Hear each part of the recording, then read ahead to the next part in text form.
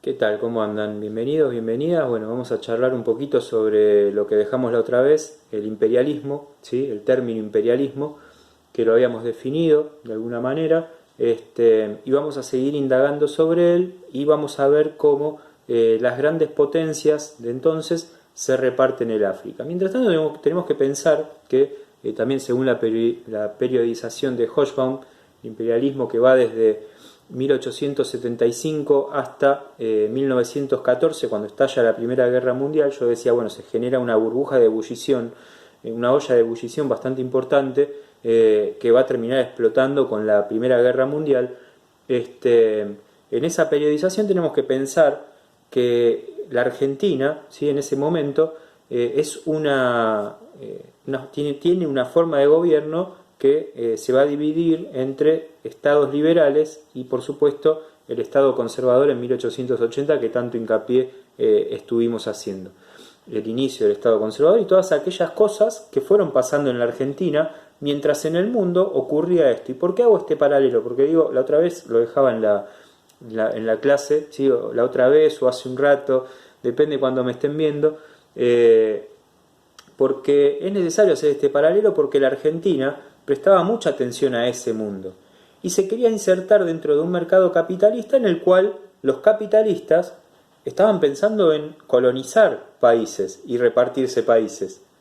¿Se entiende? Por eso también después Martí, que lo vamos a ver en breve, Martí, un pensador cubano, líder de grandes movimientos contrarios, por supuesto, a este pensamiento, va a hablar de neocolonialismo. ¿Sí? Y ese es un término, todo un término para la América que está viviendo en ese momento esta historia tan particular del mundo, ¿no? Hoy voy a recurrir un poco a la lectura para ustedes, sí, sobre el texto que les dejo para que lo puedan procesar.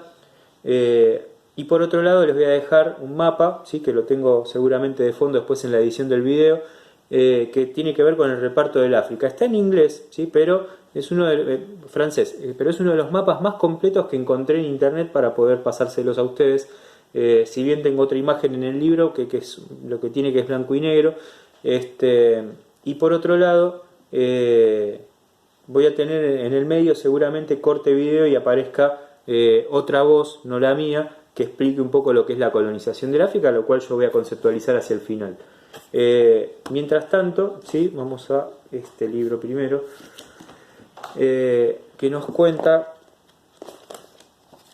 lo siguiente. ¿Qué vamos a analizar? ¿Sí? En cierto sentido, en todo este contexto de imperialismo que yo estoy haciendo mención, en primer lugar, la transformación del capitalismo en el marco de los desafíos planteados por las crisis de las décadas de 1870 y 1880. Es decir, el capitalismo mediante las crisis se tiene que reformular, ¿sí? Y lo hace reconsiderando su situación geográfica, ¿sí? Mediante la cual hablamos también de demografía, no hay que olvidarse de eso, ¿sí? La demografía también necesita un cambio. Por eso también muchos salen y avanzan hacia América. Bueno, como decía, el capitalismo en el marco de los desafíos de la crisis de la década del 70 y el 80 y el avance del capitalismo global con la expansión imperialista. En segundo lugar, la configuración de un mundo en que las distintas regiones fueron más interdependientes entre sí, pero donde se recortaron cuatro grandes espacios: los centros capitalistas centrales, los imperios multinacionales del este europeo y parte de Asia, el mundo colonial junto con el políticamente soberano pero económicamente dependiente, integrado por la mayor parte de América Central, el Caribe y América del Sur, y los antiguos imperios en crisis, el persa, chino y otomano. Y en tercer lugar, la extendida aspiración hacia la democracia, asociada al desigual avance de la democratización en el marco del desgaste del liberalismo, socavado por tres fuerzas divergentes: la de quienes abordaron los principios pacifistas liberales para apoyar la expansión imperialista, la del movimiento obrero, ¿sí? Que al resistirse al desempleo cuestionó el libre movimiento de los capitales, y la de una nueva derecha radical, antiliberal y nacionalista, que politizó las diferencias étnicas y religiosas y fue capaz de movilizar a diversas capas sociales. Fíjense que en estas tres lecturas, ¿sí? De lo que yo acabo de relatar, hablamos de la historia argentina en sí misma también. ¿Por qué? Porque está prestando atención al mundo. hablamos del liberalismo con la expansión del capitalismo, hablamos del surgimiento de una clase obrera que viene a reprender con sus ideas y a exponer la necesidad de una mayor condición social, un mayor beneficio social, y como decía por acá, ¿sí?, la nacionalista, ¿sí?, la que viene con una carga fuerte, que empieza a sesgar a las demás clases, ¿sí?, y se empieza a quedar con el poder. Entonces, ese es el análisis, ¿sí?, por el cual yo hacía el paralelo inicialmente entre lo que es la Argentina y el mundo, ¿sí? Mientras que el texto que vamos a analizar tiene que ver entonces con el reparto del África, una forma de colonización.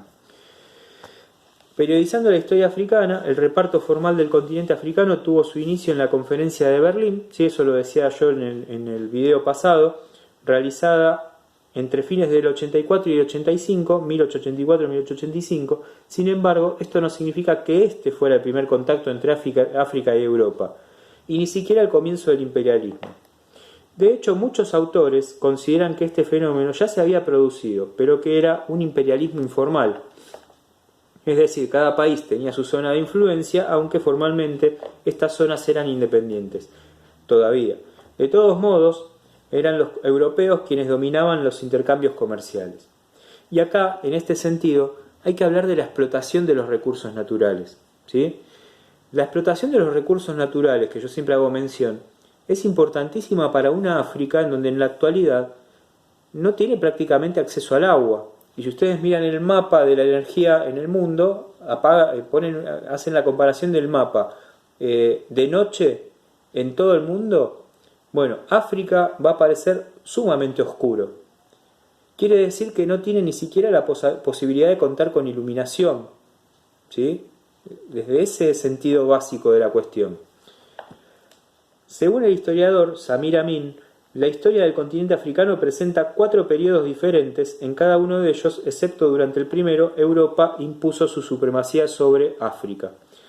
El primer periodo, el premercantilista, se extiende desde los orígenes del intercambio hasta el siglo XVII. Durante este largo lapso se establecieron relaciones entre África subsahariana o negra y el resto del mundo antiguo de manera equitativa. El segundo periodo, denominado mercantilista, transcurre entre el 17 y el año 1800, entre el siglo XVII y el año 1800. En el periodo de auge de la trata de esclavos es cuando, según el autor, se produce el primer atraso de la África negra con respecto al continente europeo, ¿sí?, ya que la trata de esclavos significó para el África un retraso sumamente importante que al día de hoy la arrastra como uno de los países más condicionados socialmente hablando. Como decía antes, el agua, ¿sí?, que es un recurso natural del que todos tenemos que tener el derecho de poder utilizar, en el África no hay acceso al agua, ¿sí?, que es aproximadamente del 1% según el Laudato Si, y si uno lo compara con la Argentina, que es del 100%. Entonces hay que tener en cuenta eso, ¿sí? La función del continente africano durante esta etapa fue la de ser periferia de la periferia, es decir, proveer de mano de obra servil a las plantaciones en América. Es decir, una América también, que como después va a hablar Martí, va a ser colonizada de otra manera, era en parte la periferia de esa otra periferia que era el África, sumamente colonizada y repartida, que le estaba entregando a esta América mano de obra, esclava. Después Brasil va a ser un banco de esclavos, ¿sí?, durante años. Según algunos historiadores, el imperio informal comenzó a tomar forma desde este periodo. El tercer periodo se da entre 1800 y 1885. Es una etapa caracterizada por el intento de parte de los europeos de establecer en África una nueva forma de dependencia. Como no era suficiente, la quieren hacer depender aún más. La trata de esclavos desaparece en ese lapso, la revolución industrial en los países europeos impone una nueva necesidad. África pierde sentido como proveedora de mano de obra esclava y comienza a crecer su importancia como proveedora de materias primas que permitan reducir el valor de las mercaderías europeas. Se deja de explotar al esclavo que no servía para la máquina. Acuérdense que del esclavo decían que era una herramienta parlante desde la antigüedad.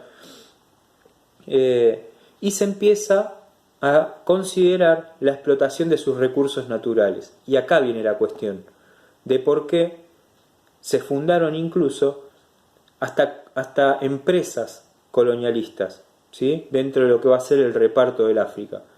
Como ahora la mano de obra, ¿sí?, sumamente explotada, la trata de esclavos, ¿sí?, había generado ya su movimiento, pero ahora el mundo estaba cambiando y se necesitaba industrializar. Entonces, para esas máquinas lo que necesitan, y para esa producción lo que necesitan, es la materia prima que ofrece el África, no los esclavos. Si bien va a seguir la esclavitud, no necesitan los esclavos, necesitan la materia prima sobre todo. Durante esta etapa, sin embargo, los países centrales no contaron con el suficiente poder y dinero para ingresar en África y organizar de modo que a ellos les conviniera la producción, por lo que tuvieron que conformarse con la adaptación hecha por las poblaciones locales. Los europeos solo ocupaban una serie de factorías costeras o pequeños enclaves próximos al mar. El cuarto periodo comienza tras la Conferencia de Berlín y es la época de la colonización plena. En esta etapa, Europa estuvo en condiciones de obtener productos baratos y también de ir a explotar y organizar directamente la producción en el lugar. Como afirmó Samir Amin, la dominación directa y brutal les permite limitar los gastos extra de mantenimiento de las clases sociales y disponer de medios políticos de coerción directa. El imperio informal cedía su lugar al imperio formal o colonial. ¿Se entiende? Entonces, acá tenemos de qué manera, teóricamente, militarmente, se expone el reparto del continente africano, ¿sí? Un continente africano que va a quedar dividido, como lo van a ver en el mapa, dentro de lo que son las potencias europeas, y que va a generarle al África condicionamientos hasta el día de hoy, ¿sí? Hay una película muy interesante que después se las voy a dejar, que si bien es un tanto más actual de nuestra historia reciente, explica de alguna manera cómo igualmente el África sigue sufriendo los embates políticos de las grandes potencias, ¿sí?, y laborales. Los primeros pasos y la Conferencia de Berlín, cuando los europeos comprendieron la importancia de poseer colonias formales, empezó el proceso colonizador. Francia y el Reino Unido dieron los primeros pasos. Poco a poco se comenzó a avanzar hacia el interior, en tanto que las factorías se transformaron en posesiones más formales. Es decir que ante esto, ¿sí?, el avance es mucho mayor, pero sobre todo de Francia y Reino Unido, que eran grandes potencias, pero sobre todo hacia el interior del África, ¿sí? Por eso el mapa se empieza a reconsiderar y pintar de todos los colores, ¿sí?, porque no se quedan solamente con las partes donde ellos podían llegar, sino que se meten hacia adentro, que ahí están los recursos naturales.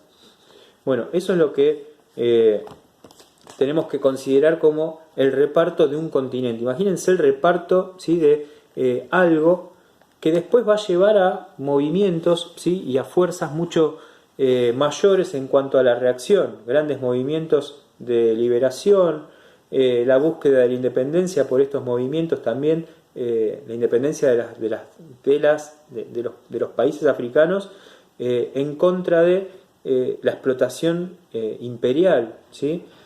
Y en ese sentido acá tengo un cuadro también para dejarles que habla de la crisis económica de 1873, ¿sí?, que tienen que ver con el problema del agro europeo. Sabemos que existía un gran problema agropecuario en Europa, el fin del liberalismo británico, ¿sí?, como el quiebre del monopolio inglés, y un capitalismo de reconversión que es el que veníamos diciendo recién. El problema es lo norteamericano. Yo decía en el video pasado que los norteamericanos se cierran hacia adentro, y para Europa es un problema. el reparto del África cuenta con un continente con monarquías y sus sociedades rudimentarias. Entonces las grandes potencias europeas se encuentran con este tipo de monarquías rudimentarias a las cuales no les es para nada difícil apropiarse, ¿sí? En algunos casos beneficiando con ciertas concesiones a las monarquías africanas y en otros casos ya directamente con la invasión militar. Va a ser un comercio de esclavos, oro y marfil. Eso representa el África en ese reparto para el mundo. Y después Rhodes, que es un inglés, ¿sí? Va a hablar de la explotación económica. ¿Sí? Va a fundamentar teóricamente la explotación económica del África.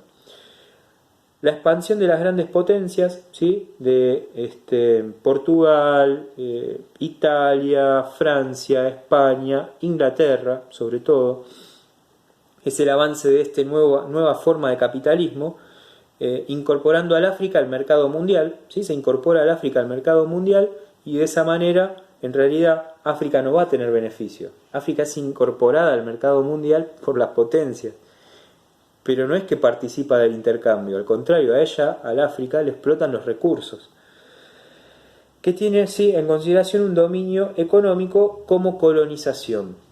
Y van a surgir conflictos como el del Canal de Suez, ¿sí? En donde las empresas colonizadoras, ¿sí? Van a intentar, como Inglaterra por ejemplo, organizar la potencialidad del colonialismo. Un Canal de Suez que el año que viene, ¿sí? Van a ver en quinto año cómo esta parte de la historia pone, ¿sí? A entender la necesidad de liberarse de estas grandes potencias. Y van a surgir movimientos en Egipto ultranacionalistas que van a conllevar a intentar liberarse de estas potencias colonizadoras. Fíjense cuánto tiempo duró, ¿sí? Este asunto. Porque no es que hablamos de la colonización del África y se terminó ahí. Hablamos de la colonización del África, hablamos del reparto del África, también como algo actual, como algo de la historia reciente, como algo en particular también del surgimiento de movimientos nacionalistas en Europa, después de la guerra, en los 60s, en los 70s, ¿sí?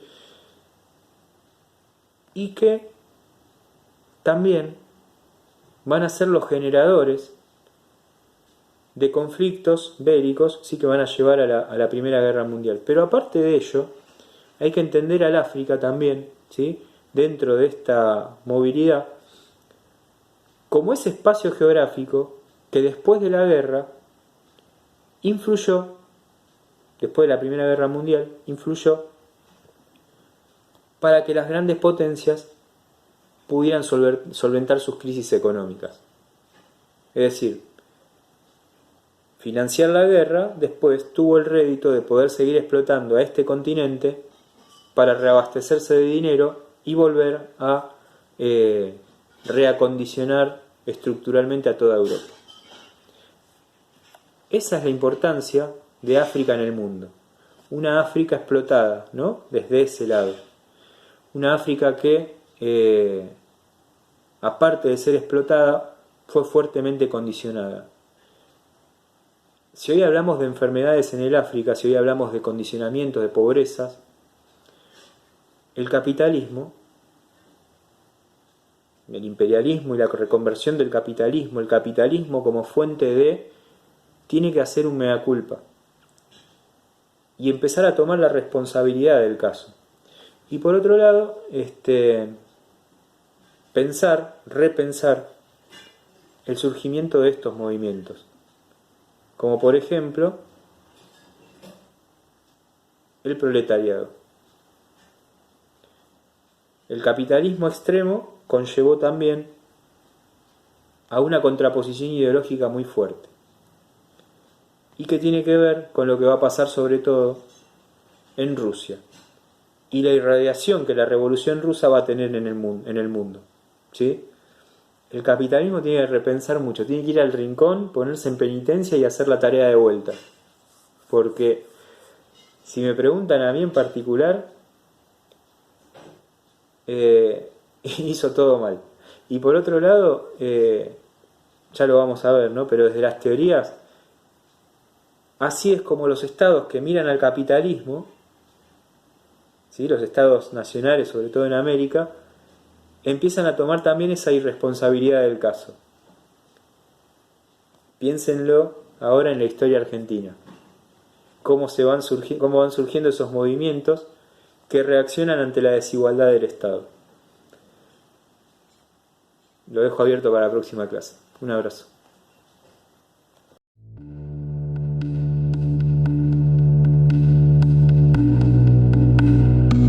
Cuando, con motivo de la Segunda Revolución Industrial, hay una revolución en los transportes, los ejércitos europeos, pequeños ejércitos europeos, pueden vencer a ejércitos más numerosos africanos, cambian las circunstancias, entonces allí lo que ocurre es que ya, digamos, es que pueden los europeos, pueden, y en segundo lugar, también fundamental es que quieren. Estamos a finales del siglo XIX, el último cuarto, hay una crisis muy importante en Europa, y África es una solución fundamental, porque África lo que va a aportar es mercados para la inversión europea, a su vez va a suponer mano de obra. Está abolida la esclavitud, pero aunque está abolida la esclavitud, en las condiciones de la mano de obra africana prácticamente es lo mismo, es esclavitud, ¿no? Es materias primas, pero también a su vez es un momento de un boom demográfico muy fuerte en Europa, y las colonias africanas, a lo mejor en menor medida evidentemente que puede ser América o Australia, pero sí que también sirven para, en algunos lugares determinados, llevar ese excedente de población. ¿Qué potencias son? Pues básicamente han quedado atrás las potencias, sobre todo España, las potencias de la Edad Moderna. Portugal se mantiene, y las nuevas potencias son fundamentalmente el primer y segundo gran imperio mundial colonial, que son Gran Bretaña, Reino Unido, Gran Bretaña y Francia. Y se incorporan más tarde, pero ya está presente porque la Conferencia de Berlín es en Berlín, es la nueva Alemania, Bismarck, que impone un poco las pautas en ese momento en Europa, Alemania, y también un poco tarde, porque las reunificaciones de finales del segunda mitad del siglo XIX, Italia. Bueno, Bélgica es un caso especial que además hay que matizar, porque en realidad el gobierno belga, incluso la población belga, no querían tener colonias. No es un país que tenga un ejército, una flota, y luego el coste económico era muy elevado. Pero sí tenían un rey particular, que es el rey Leopoldo, que él sí que quería tener una colonia. Además, la había estado buscando por otros continentes, y vio la posibilidad de, contacto con Stanley, el explorador, y vio la posibilidad de establecer una colonia propia en el Congo. Y jugó muy bien sus bazas en la Conferencia de Berlín, hasta el punto que, por encima de intereses de otros países, el caso francés sobre todo y portugués, consiguió el territorio del Congo y desembocadura fundamental, porque si no el Estado no tenía viabilidad, al océano. Los especialistas, los historiadores suelen distinguir entre exactamente las colonias que son francesas y las británicas, tanto en el sistema de colonización, que era diferente. Evidentemente los franceses también había empresas que invertían, pero hay una presencia pública del Estado más importante. Es en tema de sanidad, en tema de educación. Los británicos, digamos que se deja, luego llega el gobierno, pero primero normalmente van las empresas británicas. Y hay una diferencia importante en la colonización, igual que hay una diferencia importante en la descolonización. Los británicos en esto tal vez fueron más inteligentes, y lo que hicieron fue abrir las puertas a la descolonización para tener luego una mejor relación con sus colonias. Los franceses en gran parte sí, pero el gran drama francés es precisamente la guerra de Argelia. El tema del neocolonialismo sigue estando presente en las empresas francesas, y eso hace muchas veces cuando hay conflictos estén también las tropas francesas, ¿no? Eso explica muchas cosas. Y a nivel cultural también, crecer a nivel cultural y diplomático, pues es Francia, es el que doxea a nivel de relaciones internacionales, y a nivel cultural pues la presencia francesa es muy importante, y la quieren seguir manteniendo, como los británicos en sus zonas, que en África Occidental es menor, pero tienen países también muy importantes, ¿no? Sí que es cierto que después de la colonización viene la Guerra Fría, y Estados Unidos y la URSS también pues penetraron mucho, y actualmente pues el caso emblemático sobre todo de China con sus inversiones, pero bueno, la presencia francesa en África Occidental sigue siendo fundamental. El drama es el caso de Somalia, ¿no? Que eso explica también muchas cosas, porque Somalia, en realidad la población somalí no está en Somalia, la población somalí está en Somalia, en el Ogaden en Etiopía, en Djibouti, al norte de Kenia. Entonces es un ejemplo muy claro de cómo la creación de fronteras artificiales ha creado conflictos posteriores. También hay que pensar que en ese momento, cuando se produce la descolonización, se hubiera acudido a otro principio, se acude al principio de intangibilidad de las fronteras, se mantienen las fronteras de la colonización. Si se hubiera si no se hubiera mantenido ese principio, a lo mejor los problemas hubieran sido mayores, no se sabe, ¿no? Pero está claro que las fronteras que se han creado han sido motivo de muchos problemas.